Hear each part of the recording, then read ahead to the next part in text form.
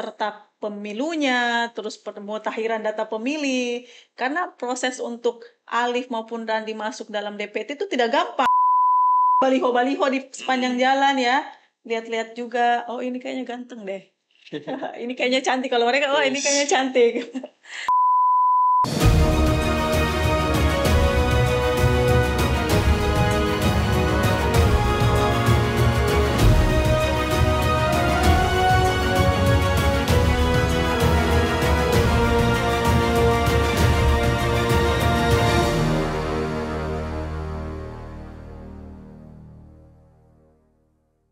Assalamualaikum warahmatullahi wabarakatuh, teman pemilih. Ketemu lagi dengan saya Sherly di RPP Podcast dengan tagline kami mendidik dan mencerdaskan. Alhamdulillah sekarang kita sudah masuk di episode yang ke-17. Yeay! Alhamdulillah sudah ke-17 kali dengan hari ini kita melaksanakan podcast dan alhamdulillah semoga teman pemilih tetap stay, tetap menonton RPP Podcast dari episode 1 sampai episode 17 sehingga teman pemilih bisa mendapatkan informasi-informasi mengenai kepemiluan. Sebagaimana kita ketahui bahwasanya tahapan pemilu itu sekarang sudah berlangsung. Nah, teman pemilih, hari ini kita tentu tidak jauh berbeda dengan podcast sebelumnya. Kita akan membahas, bercerita tentang pemilu. Tapi hari ini kita spesial karena mendatangkan pemilih muda yang apakah kita kategorikan sebentar adalah pemilih pemalu atau pemilih pemula. Nah, bersama saya sudah hadir dua teman diskusi kita pada hari ini. Nanti kita sapa satu-satu. Assalamualaikum. Nah, kalau ini yang hijau ini dari mana dan bisa memperkenalkan diri terlebih dahulu? Oke, baik. Perkenalkan, nama saya Randi Rinaldi. Saya mahasiswa Universitas Islam Negeri Dato' Karama Palu, Fakultas Syariah, jurusan Hukum Tata Negara. Oke, jadi Randi ya? Iya. Oke. Panggilannya Randi. Randi, oke. Selanjutnya? Kalau saya Alif dari Universitas Sadulako, Fakultas MIPA, jurusan Statistika. Oke. Nah, di sini ada Randi, ada Alif. Nah, keduanya ini adalah mahasiswa dari dua perguruan tinggi yang besar di Palu, Sulawesi Tengah. Nah, mereka juga datang ke sini dalam rangka kuliah kerja ya, kuliah kerja praktik, profesi. Nah atau profesi. Nah, tentu kita di KPU bertanya-tanya. Alasannya dulu datang ke KPU ini memang karena tahu saat ini adalah pemilu, tahapan pemilu, atau memang dari kampus sudah menetapkan kamu di sini, atau memang minta begitu? Mungkin saja. Iya. Kalau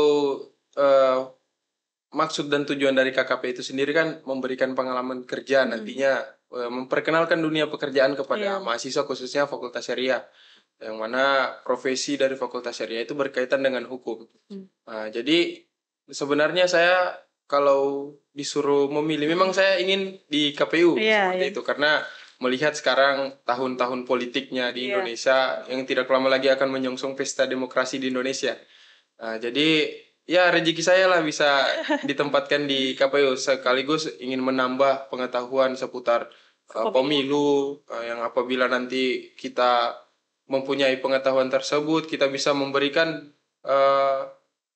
istilahnya sosialisasi begitu kepada masyarakat awam terkait pemilu. Karena bisa dibilang sekarang ini masih banyak masyarakat yang acuh terhadap pemilu itu sendiri. Tapi sebentar kita bahas soal acuh terhadap pemilu. Nah, kalau Alif sendiri gimana nih? Ya, kalau saya sendiri sebenarnya dari keinginan teman-teman kelompok sendiri, karena kita melihat tahun depan itu sudah masuk ke pemilu. Nah, jadi kita ingin masuk ke KPU berkaitan dengan akan jadi pemilu. Tapi tadi jurusan apa? Kalau ini kan syariah, di Alif jurusan statistika. Statistika. Nanti bisa dilihat ya statistika dengan pemilu di mana nih kaitannya. Nah, tadi sudah dikatakan bahwa ingin mengetahui soal kepemiluan. Nah, saya mau tanya, sudah pernah ikut pemilu sebelumnya? Kalau sekarang tahun 2024 ini yang akan datang. Sebelumnya sudah pernah tahun 2019. Dan sekarang insya Allah 2024 ini akan jadi yang kedua. Kalau ini Semua seperti Randi sebelumnya sudah pernah ikut juga sudah tahun 2019. Ya. Nah, bisa ceritakan tidak pengalaman mengikuti pemilu pertama kali di 2019? Kalau saya sendiri di tahun 2019 itu ya kan bisa dikatakan pemilih pemula lah. Iya. Nah, jadi kurang tertarik begitu. Bukan kurang tahu tapi kurang tertarik dengan antusias saya sebagai seorang pemilih itu masih belum terlalu. Masih gunanya ikut-ikut aja begitu ya. Jadi bisa dikatakan juga ngikut aja orang tua bilang apa. Yang penting kita menggugurkan kewajiban kita sebagai seorang pemilih. Kalau Alif sendiri? Kalau saya sendiri jujur waktu itu saya masih ikut-ikutan juga karena lalu masih SMA kan, masih umur 17, masih pertama kali ikut pemilu. Kemudian di TPS sendiri itu masih bingung bagaimana caranya karena banyak sekali yang apalagi ini banyak sekali harus ke sini dalam TPS, apalagi bisa dikatakan bahwa mereka sebenarnya adalah anak sekolah sudah kuliah ya, sudah kuliah, artinya memang sudah mendapatkan masyarakat pemilih muda yang memang bisa bertanya pada saat itu, tapi memang masih agak bingung ya, masih agak bingung. Artinya, tapi waktu di 2019 kemarin sudah tahu tidak, misalkan nanti kita mendapatkan berapa surat suara, terus partai apa yang maksudnya peserta pemilu yang akan kita pilih berapa partai, tahu tidak? Jujur saya belum tahu. Belum tahu. Iya. Kalau saya sendiri, kalau untuk terkait partai, hanya yang saya ketahui pada tahun 2019 itu partai-partai besar saja. Seperti itu. Kalau untuk partai-partai yang baru dan baru muncul begitu, belum tahu. Karena dalam diskusi-diskusi orang-orang tua yang biasa kita dengar-dengar nguping-nguping, ya hanya itu saja yang dibilang-bilang. Jadi awal-awal mendapatkan informasi tentang kepemiluan itu dimulai dari diskusi yang ada di rumah dari orang tua. Nah, baru tahu kalau sekarang ini mau pemilu. Itu pun mungkin nanti tahu ketika mau dekat-dekat hari voting day ya. Jadi padahal kan kalau berdasarkan itu kan kita jauh sebelumnya sudah ada beberapa tahapan-tahapan pemilu, misalkan tahapan penetapan regulasinya, terus penetapan peserta pemilunya, terus pemutakhiran data pemilih. Karena proses untuk Alif maupun Randi masuk dalam DPT itu tidak gampang. Apalagi ini kan masih 17 tahun saat itu. Artinya memang prosesnya itu harus agak panjang pemutakhiran data pemilihnya. Tapi meskipun euforia yang KPU laksanakan terkait dengan tahapan-tahapan pemilu, artinya memang belum sampai ya. Belum sampai ke masyarakat. Nah, itu bisa menjadi catatan juga untuk pemilu 2024. Jadi waktu 2019 datang ke TPS, terus buka surat suara, itu bingung yang mana nih yang mau dipilih. Ya. Jadi sempat bingung nih yang mana sih atau memang sudah dari rumah sudah ada kamu pilih ini. Ya, kalau jelas itu kalau orang tua kan apalagi kalau bapak dia itu sedikit aktif dalam hal-hal seperti itu, jadi sudah dikasih bisikan-bisikan dan masukan-masukan kalau kamu harus pilih ini gitu. Tapi ditanya tidak, misalkan kamu harus pilih ini karena dia kan tahu kan pemilu itu untuk apa kan? Memilih pemimpin kita ke depan. Nah, artinya kita sebagai warga masyarakat itu mau one man, one vote, one value. Jadi suaranya Alif dengan suara Bapak Alif itu sama suaranya, nilainya juga sama. Nah, kan artinya kalau kita memilih pemimpin, artinya kita mau dong yang terbaik ya, yang akan memimpin kita kelak. Waktu kemarin ditawarkan nih pilih ini, itu dikasih visi misi enggak? Ini bagus karena begini, dia orangnya begini. Kalau terkait itu di lingkungan keluarga saya sendiri. Atau karena keluarga? Kalau untuk yang mau dipilih. Yang di 2019 kemarin kita tidak ada keluarga terkait. Tapi ya sedikit banyak berikan masukan dan track record istilahnya begitu. Bagaimana dia selama ini sebelum dia mencaleg, bagaimana dia yang dia berikan kepada masyarakat seperti itu. Artinya sedikit ada gambaran. Iya, sudah ada gambaran kalau pilih ini saja karena dia ini orangnya seperti ini visi misi. Nah, kalau Alif sendiri memang betul-betul nggak ada gambaran dari orang tua. Kamu pilih apa betul-betul masuk? Siapa ya? A B C kayak siapa A B C. Iya. Kalau kayak ujian kan kita tidak tahu jawabannya kan kancing baju A B. Kalau pas saat itu dia belum tahu, tapi waktu ada juga di TV kan bertebaran kayak kampanye. Iklan. Iya, itu sih dari situ aja. Oh, jadi sudah ada beredar informasi-informasi ya. Iya. Baik mungkin di baliho di sepanjang jalan ya. Lihat-lihat juga, oh ini kayaknya ganteng deh. Ini kayaknya cantik, kalau mereka ini kayaknya cantik. Nah, ini kan sudah ada pengalaman di 2019 di mana teman pemilih Randi maupun Alif itu kurang mendapatkan informasi tentang kepemiluan. Nah, saat ini kan untuk voting day kan sudah beberapa bulan ke depan dan KPU sedang masif-masifnya melaksanakan sosialisasi terkait apa pentingnya sebenarnya pemilu itu dilaksanakan. Nah, untuk di 2024 kira-kira sudah mendapatkan gambaran atau bisa memberitahukan kepada teman pemilih ini cara memilih pemimpin yang baik seperti itu. Kalau saya sendiri atau ada tips. Kalau saya di 2024 karena 2019 saya hanya mendapatkan informasi dari orang tua, di 2024 saya harus begini. Kalau terkait tentang informasi seperti itu dan juga sebenarnya kita harus pahami terlebih dahulu apa itu pemilu kan. Iya. Pemilu adalah sarana kedaulatan rakyat yang mana kita di situ berdemokrasi, memberikan haknya kita seperti itu. Jadi terkait tentang informasi, ini kan banyak sekali masyarakat yang belum mendapatkan informasi terkait pemilu. Jadi kalau saya sendiri, saya memberikan tips ya, follow IG-nya KPU, subscribe YouTube. Tuh. Selain daripada itu, kita tidak boleh acuh terhadap pemilu ini karena ini kan haknya kita begitu. Kita diberikan hak dan kita harus menggunakan hak itu. Jangan pernah acuh terhadap pemilu karena ini menentukan 5 tahun ke depan bangsa Indonesia ini. Itu. Jadi kalau bukan tahu ya siapa lagi? Visi misi dari calon ini, si A ini, si B begini, atau partai ini begini, partai B begini, supaya cermat untuk memilih pemimpin. Kalau Alif sendiri? Kalau dari saya sendiri, tips-tipsnya itu kan sekarang sudah maraknya internet, banyak kita banyak informasi didapat dari internet. Nah, salah satunya itu KPU Sulteng sendiri itu kan sudah terjun ke dunia internet juga kan. Ada Instagramnya, ada TikToknya, ada YouTube-nya, dan tentunya ada website-nya juga. Kita lebih ke arah sana untuk mendapatkan informasi yang lebih validnya. Informasi kepemiluan ya. Nah, tapi kalau misalkan tidak terlintas, misalkan ada baliho nih yang terpapang nyata, ada nama, terus saya mau cari tahu deh siapa itu. Ada nggak terlintas untuk memilih kan nanti kita mau ke TPS nih, nanti di tanggal 14 Februari nih. Kalau saya sendiri pernah terlintas kayak penasaran, ini siapa sih sebenarnya, dari mana, dia apa aja visi misinya, pernah melakukan begitu. Kalau rasa penasaran itu pasti kan muncul, tetapi kalau untuk hal-hal seperti itu pasti kita sudah memiliki tokoh tentunya. Sebelum kita memilih itu pasti sudah memilih tokoh. Sebelum dia mencalonkan diri pun kita sudah tahu dia bagaimana.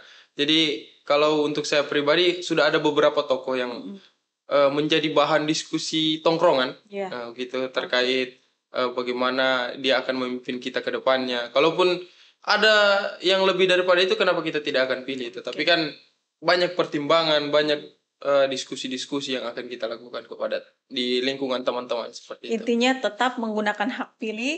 Tetap memilih. Karena di dalam pemilu itu merupakan sarana kedaulatan rakyat di mana kita memilih pemimpin ke depan. Nah, sedangkan memilih pasangan hidup kita harus teliti, apalagi harus pemimpin harus selektif. Nah, ada juga sih yang mengatakan bahwasanya ngapain saya memilih kan begitu kan kadang-kadang kalau misalkan lagi diskusi di beberapa kelompok-kelompok kecil mungkin di kampus, pernah tidak ada teman-teman yang ngomong, buat apa juga saya memilih, toh juga yang nanti tetap seperti ini. Banyak. Tapi tugasnya kita sebagai yang sudah, bukan dikatakan sudah tahu, tapi kita sedikit paham terkait pemilih itu. Ya bayangkan kalau semua orang berpikir seperti itu, pemimpin yang mana yang harus kita pilih. Jadi bagi kita yang sudah paham begini, gunakanlah hak suara kalian yang dengan baik begitu. Nah, terakhir mungkin terkait dengan isu-isu yang marak juga nih terkait dengan money politik. Nah, kira-kira kalau ada yang mau ngasih uang 200.000 kalian ambil terus pilih ini, mau tidak? Kalau terkait tentang itu, saya dulu. Kalau terkait tentang itu kan semua diatur dalam undang-undang. Kalau bahasa hukumnya itu atau tidak, aturannya itu termuat dalam, kalau tidak salah pasal 5 ayat 1. Itu termasuk dalam suap menyuap, uang pelicin, itu akan terkena hukuman minimal 5 tahun penjara dan denda 250 juta. baik si pemberi uang dan si penerima uang. Jadi masyarakat harus peka terhadap itu. Ada aturan yang mengatur itu. Tidak semata-mata kita harus menerima uang dan kita harus memilih dia, tapi ada hukum yang berlaku. Jadi jangan mengatakan bahwa ambil uangnya, tidak ada jangan hukum. Coblos orangnya. Nah, karena ada hukum yang kena juga Ada kalau hukum yang misalkan dia menerima menerima money uangnya, politik. money politik. Nah, kalau Alif sendiri? Kalau dari saya sendiri, dari keluarga juga dikasih tekanan jangan ada yang begitu. Jangan. Pokoknya jangan ada yang sampai yang begitu, otomatis dia bukan pemilih yang baik untuk kita. Pemimpin yang dia baik. Pemimpin yang baik untuk kita itu. Nah, kalau misalkan dia sudah menggelontorkan uang banyak untuk membeli suara, pasti dia akan mengumpulkan lagi ketika dia sudah terpilih, pasti dia akan mencari, nah saya harus mencari pengganti uang yang saya sudah serahkan kepada rakyat sebelumnya. Bahkan kita tidak tahu apakah 10 kali lipat, 20 kali lipat, yang tadinya itu anggaran dialokasikan untuk biaya pendidikan, akhirnya digunakan secara pribadi. Makanya itu kan dikatakan cerdas untuk memilih. Cerdas untuk memilih. Nah, baik teman pemilih, ada tips lagi tidak? Nah, ini kan kemarin katanya kita kan dari tiap pemilu ke pemilu itu kita selalu melaksanakan sosialisasi. Nah, sampai di 2019 kemarin, menurut Alif dan menurut Randi, itu informasi kepemiluan belum terlalu nyampe nih sampai tingkat ke masyarakat. Nah, kira-kira ada tips tidak? Maksudnya KPU ini harus mengetahui kalau anak muda ini sukanya seperti ini. Nah, ada tips tidak? Mungkin dari Alif dulu nih. Kalau dari saya sendiri, mungkin lebih masif lagi ke sosialisasinya untuk pemilih muda sendiri, karena kita tahu sendiri tahun ini banyak sekali pemilih muda yang mungkin belum tahu informasi tentang kepemiluan sendiri, baik itu di kampus-kampus atau di tongkrongan-tongkrongan begitu. Kalau Randi? Kalau saya sendiri sih lebih ke masyarakat-masyarakat yang berada di pelosok-pelosok seperti itu, karena banyak program-program KPU belakangan ini yang saya ikuti cukupnya, apalagi yang sering saya pantau di akun-akun medsos KPU itu lebih sasarannya lebih kena ke masyarakat-masyarakat yang ada di perkotaan ataupun yang di tempat-tempat yang mampu dijangkau oleh media begitu. Tetapi bagaimana dengan masyarakat-masyarakat yang ada di pelosok? Bagaimana yang mereka yang ada di gunung? Mereka kan sama juga suaranya dan kita seperti itu. Betul kan, one man, one food, one value.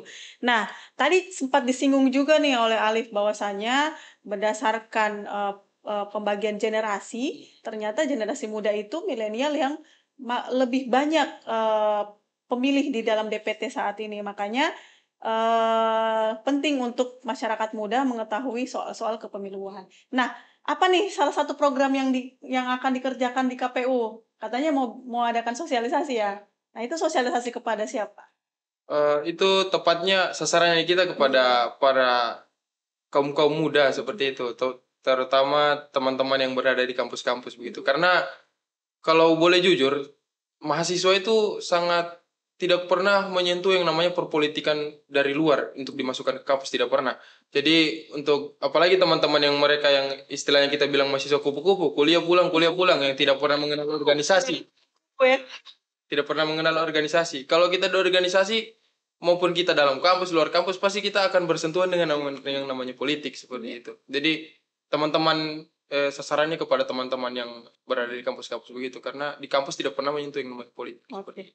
Jadi nanti Alif dan Randi akan membuat suatu kegiatan dengan mengundang teman-teman mahasiswa yang diharapkan nanti teman-teman mahasiswa ini ketika mendapatkan informasi-informasi kepemiluan dari KPU, dari sosialisasi tersebut, itu bisa disebarluaskan mulai dari lingkup keluarga, terus tongkrongan, teman di kampus, itu akhirnya kita berharap bahwa semua informasi ini bisa beredar luas ke masyarakat sehingga meningkatkan partisipasi masyarakat. Jadi partisipasi bukan hanya jumlah masyarakat yang datang ke TPS menggunakan hak pilihnya, tapi partisipasi masyarakat yang turut serta dalam setiap tahapan pemilu.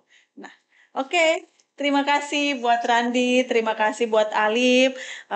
Mereka adalah tokoh pemilih muda yang kemudian bisa membantu KPU dalam hal mensosialisasikan tahapan-tahapan pemilu, tentunya di kampus masing-masing, di keluarga masing-masing, ataupun di geng-geng mereka. Kita berharap akan banyak Randi dan Alif lagi yang ada untuk memajukan pemilu 2024 yang lebih baik. Demikian teman pemilih pertemuan kita di podcast. Tentu tidak selesai di sini. Kita akan tetap terus mengundang tamu-tamu yang lain. Kita akan berbicara, membahas soal kepemiluan. Kira-kira apa saja yang kurang terkait dengan sosialisasi yang dilakukan oleh KPU. Oke, demikian podcast kita kali ini. Assalamualaikum warahmatullahi wabarakatuh.